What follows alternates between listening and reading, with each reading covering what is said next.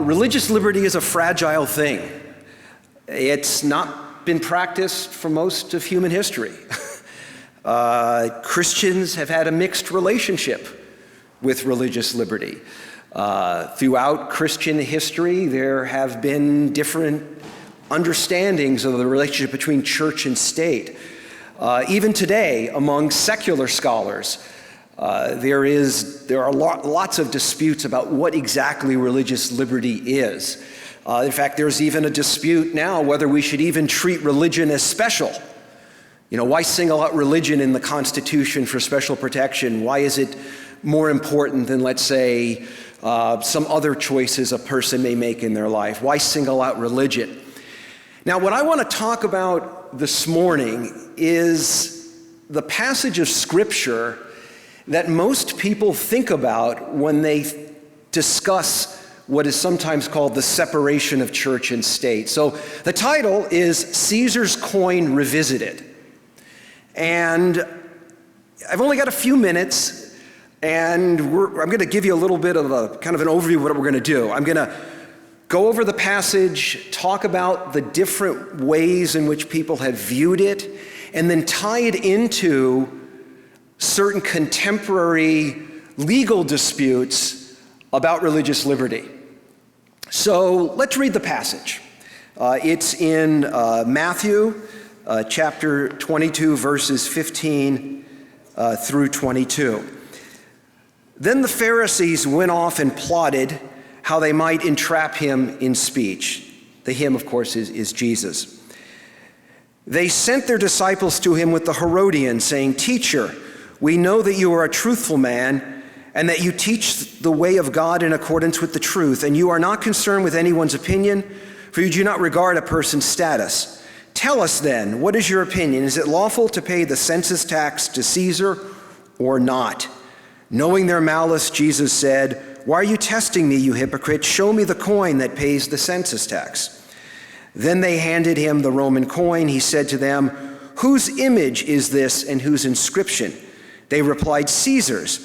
And at that he said to them, "Then repay to Caesar what belongs to Caesar, and to God what belongs to God." When they heard this, they were amazed. Leaving him, they went away. Now, the background of this, why is this a conundrum for Jesus? Well, the Pharisees were against paying the tax, and the Herodians were for it.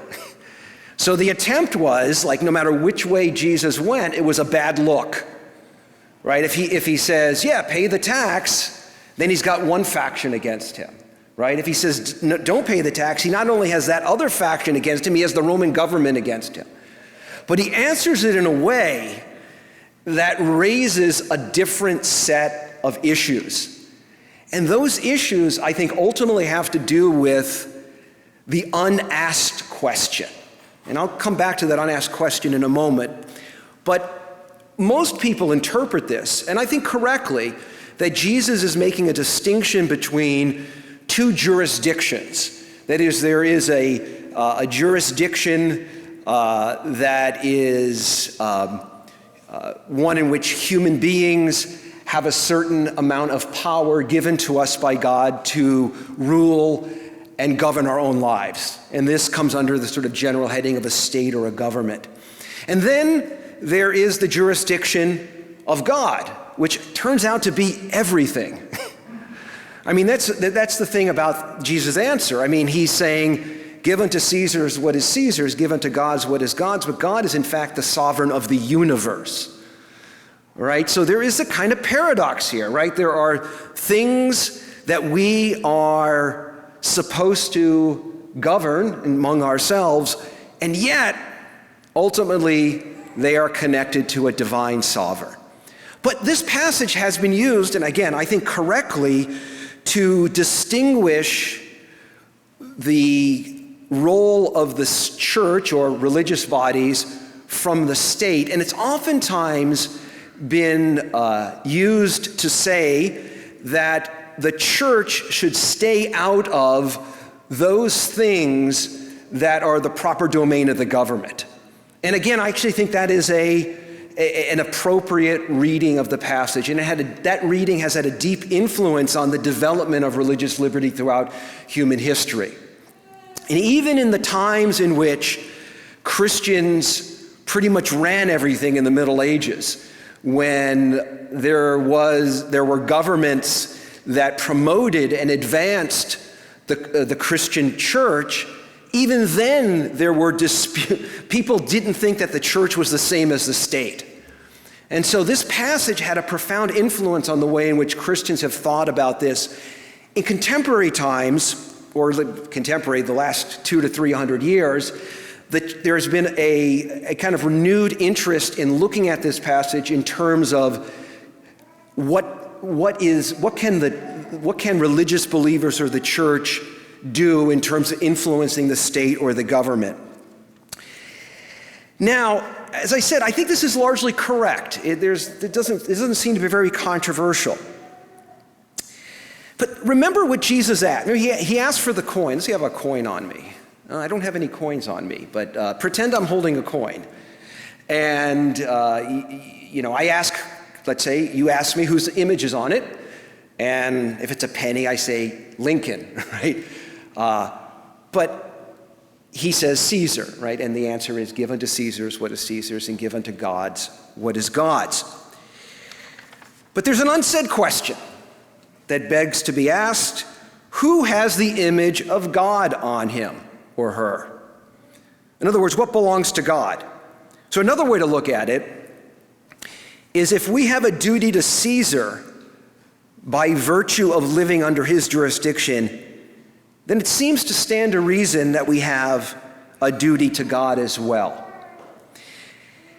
Too often this passage is seen as a kind of anti-theocracy passage. And again, as I've said several times, I think that's a correct reading of it. That is, there is a sense in which, as Christians have come to understand over the past 200 to 300 years, that there are certain things that the church or religious body should stay out of in terms of the jurisdiction of the government. But what's often forgotten here, I think, is that this passage is also a kind of anti-totalitarian passage. That it's saying that there are certain things that are outside of Caesar's jurisdiction.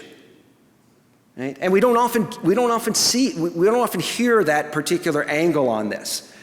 But if you think about it, it makes sense, right? Why would Jesus draw this line unless in fact he thought that there were separate jurisdictions? This idea returns in the early American founding with debates about religious liberty. So in the early American Republic, when we had the original 13 states, about 6 or 7 of the states actually had established churches. But people still had robust religious liberty in the sense that you could believe and attend any church you wanted, but there was an established church that was being funded by the government. But this raised all sorts of questions about kind of conflicts of conscience that would arise when, let's say, you were forced to have to support a church you didn't believe in. So there was a big debate in the state of Virginia at the end of the 18th century that brought within that debate Thomas Jefferson and James Madison, 2 of the American founders. And Madison, in this eloquent letter that he wrote called the Memorial and Remonstrance on Religious Liberty, talks about the importance of the government or the state respecting an individual's duty to God. And this is what Madison writes. He says, "Because we hold it for a fundamental and undeniable truth that religion or the duty which we owe to our Creator and manner of discharging it, it can be directed only by reason and conviction, not by force or violence. Religion, then, of every man must be left to the conviction of conscience of every man, and it is the right of every man to exercise it as these may dictate. This right is in its nature an inalienable right." So that's, back then, they wrote really long sentences. And so what he's just simply saying here is that when you have a religious conviction or belief, it either arises because you sort of figured it out by your reason, that is to say, you sort of reflected on it and you've come to the conclusion that a particular theological view is correct, or you hold your view as a consequence of a duty that you never quite ever chose. Now, what's the difference? Excuse me, I need a little bit of water.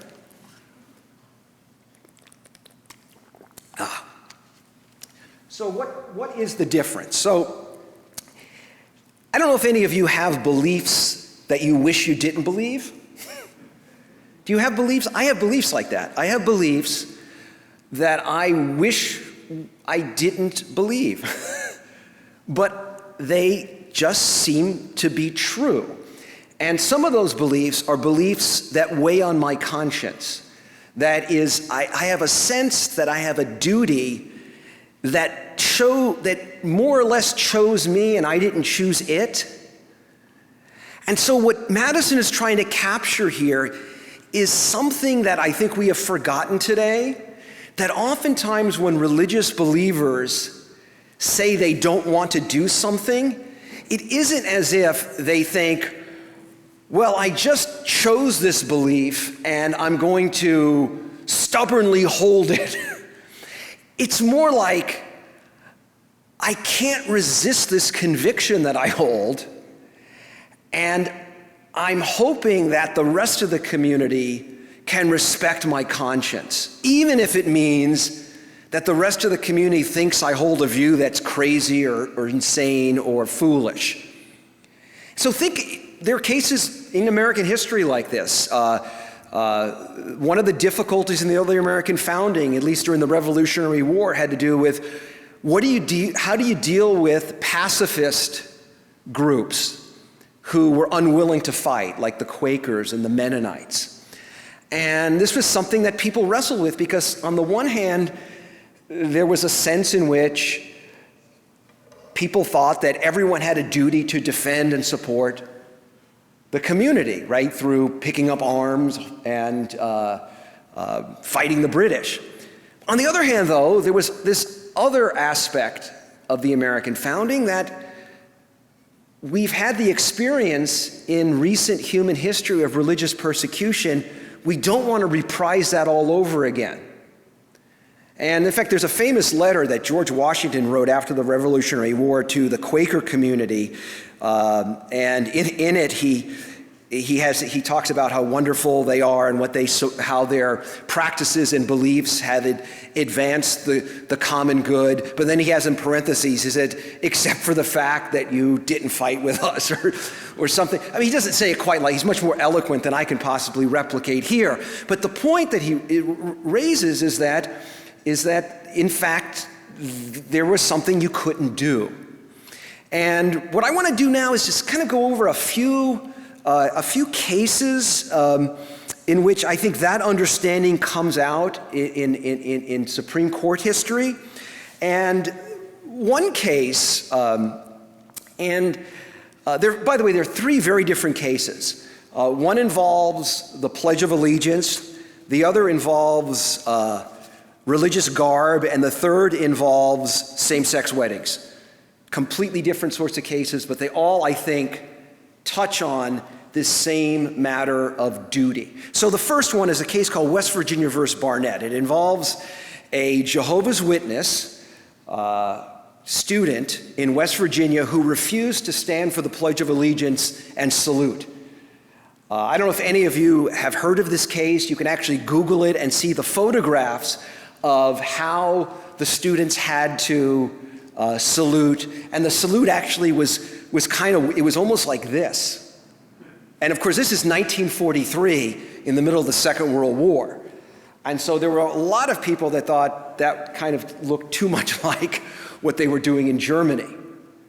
But what happened is that the Jehovah's Witness, this young man named Barnett, refused to salute the flag and recite the Pledge of Allegiance. Why? Because Jehovah's Witnesses believe that that is a form of idolatry.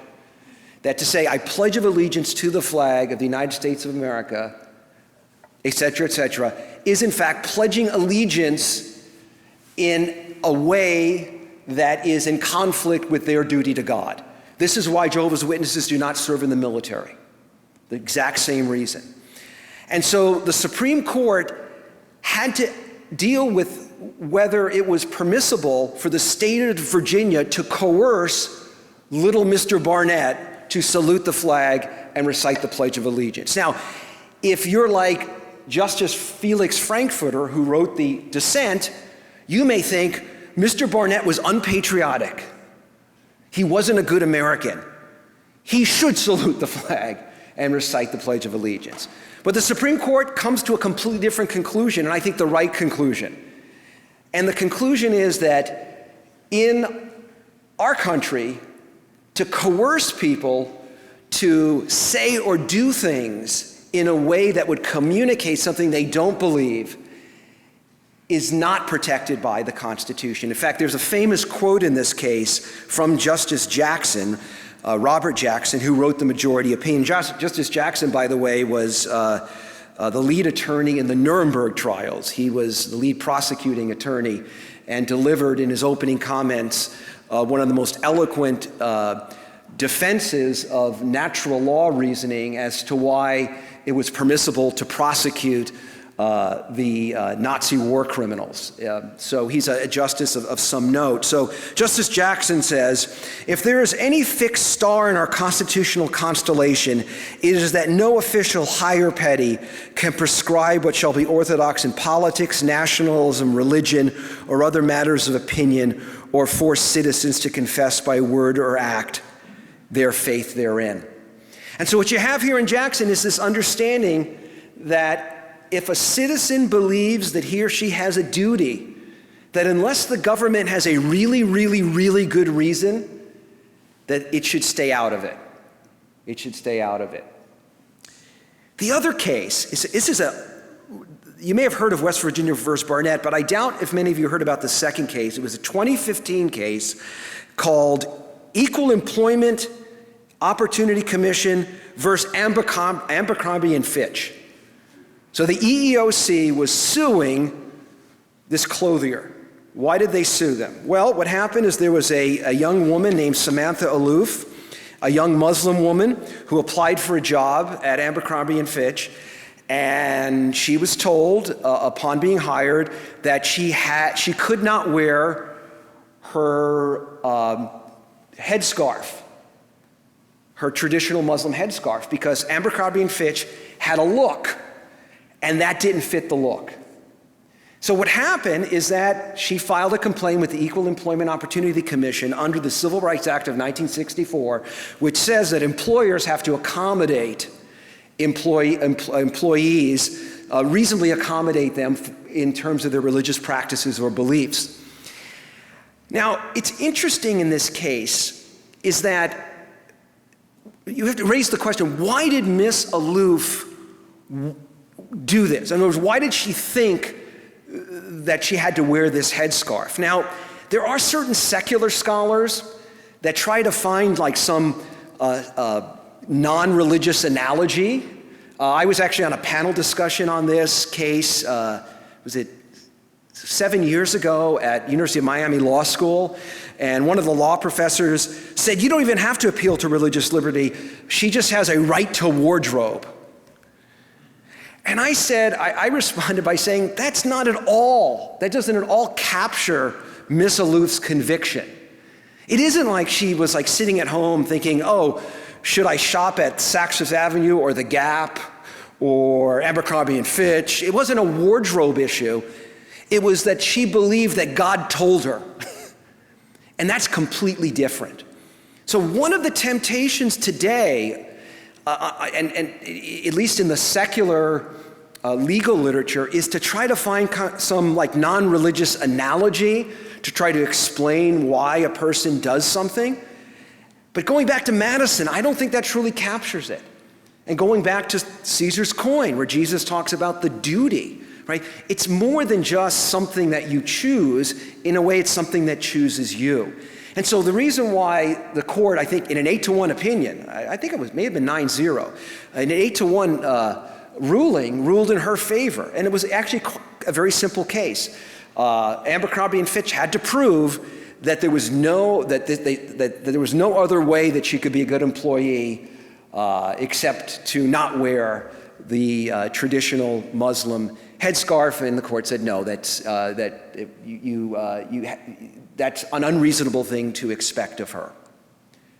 So those are two cases. So the first one deals with being forced to verbally say something, raise your hand, and we know theologically why the Jehovah's Witnesses believe that. They believe that because they think it's a form of idolatry. In the case of Samantha Eloff, for her, it has to do with a Muslim understanding of modesty that is tightly tethered to its theological tradition. And the final case is one the Supreme Court just decided 3 years ago, and that was the case of Masterpiece Cake Shop versus Colorado. And that case involved a gentleman named Jack Phillips who owned a bakery called Masterpiece Cake Shop. He was approached by the mother of one of the two members of a same-sex couple to create a cake to celebrate their wedding that actually had occurred in Massachusetts. Colorado had not yet legalized or legally recognized same-sex marriage at the time. Under Colorado's civil rights law or its Civil Rights Commission, they filed a grievance, and Mr. Phillips loses in every court except for the U.S. Supreme Court. And he wins in the U.S. Supreme Court. His argument initially was this. His argument was that it was actually very similar to the kind of argument that Barnett used in West Virginia versus Barnett, namely that this was a matter of forcing one to celebrate and express something that one doesn't agree with. So it wasn't a matter of let's say, buying a cake off the shelf. It was more of like designing something. So there's an interesting question about when does sort of manufacturing and an art begin, right? And the court avoids that question entirely. What they do, they find, turns out that the commission, which a commission was a kind of quasi-court, and so they were evaluating the merits of Mr. Phillips's arguments, and they rejected them, but they said some really nasty things about Mr. Phillips, calling him a bigot and things like that, and the Supreme Court said you just can't do that to people and claim to be an impartial assessor of their case. You have to assess the evidence, and for this reason, Mr. Phillips's First Amendment rights are violated. But what I think the court misses in this case, although I think the court ruled in the right way, what they miss in this case is what Phillips and a lot of other Christians believe about the nature of marriage. So if you think, for example, just in terms of different theological traditions, even outside of Christianity, right? The relationship between marriage, at least in Scripture, you find that marriage there's an analogy between Christ and the church, right? Paul actually deals with the question of if somebody is converted and their spouse isn't, is it okay to leave them? And he says it's a way to impart grace to them. So there's a sense in which marriages and weddings, at least within the Christian tradition and even in other religious tradition, is something that has liturgical significance, right? It's more like a baptism than it is like a barbecue, right? So think about this as an illustration. So supposing this is a story that I came up with. So imagine this case, the fictional case of Joel Goldberg, owner of Goldberg's Photography, whose employees consist of Goldberg, his wife, 2 children, all of whom are Orthodox Jews. It's located in Denver, just like Jack Phillips' place, and he's approached by a Christian minister who says, Mr. Goldberg, I'd like to hire you. We'll call the Christian minister the Reverend Convert. And the Reverend Convert says, I want to hire you because we're going to have a baptismal ceremony at our church, and And what we do is we photograph all the newly baptized and put them on our website. And Goldberg asks him, well, what's the name of your church? Rocky Mountain Jews for Jesus. And so Goldberg says, I have no problem photographing any of the members of your church in any body of water, even your pastor playfully dunking people, but I will not photograph baptisms of people that were former members of my religious tradition because I consider that a form of apostasy. So what you have here in this situation, and I think this is what the Supreme Court, I think, misses in the Phillips in the Masterpiece Cake Shop, again, even though I think they ruled in the right way, is that they ignored the theological significance that many religious people attach to something like a wedding, which we don't attach to other sorts of gatherings. And that's why I think it's important to tie it to these earlier cases. The earlier cases I mentioned, West Virginia versus Barnett, it's idolatry to salute the flag and to affirm the Pledge of Allegiance, even if you think that's a crazy belief, right? The headscarf case, right? If you just looked at it as a question of wardrobe, you'd miss the theological significance of the command to dress modestly in the Muslim tradition. So in the case of Phillips, if you just looked at it in terms of the transference of revenue for a commodity, you'd miss the liturgical significance that Christians like Phillips attach to weddings. This all, I think, ties into the idea that I think is ultimately behind at least the American tradition of religious liberty, that it's not only about separating the church from the state insofar as the church has a limited jurisdiction that does not involve, let's say, choosing who's on the county commission or anything like that. But it also involves the recognition on the part of the state that human beings have this sense of being ordered to something transcendent, that there's an authority outside of ourselves, and this is typically recognized as the duty to God. So religious liberty is not just about controlling the state. It is about the state honoring the conscience of its citizens and what those citizens believe they owe God that they do not owe to Caesar. Thank you very much. Discover who you're called to be at Biola University, a leading Christ-centered university in Los Angeles, with programs on campus and online. Subscribe for more of our videos and learn more at biola.edu.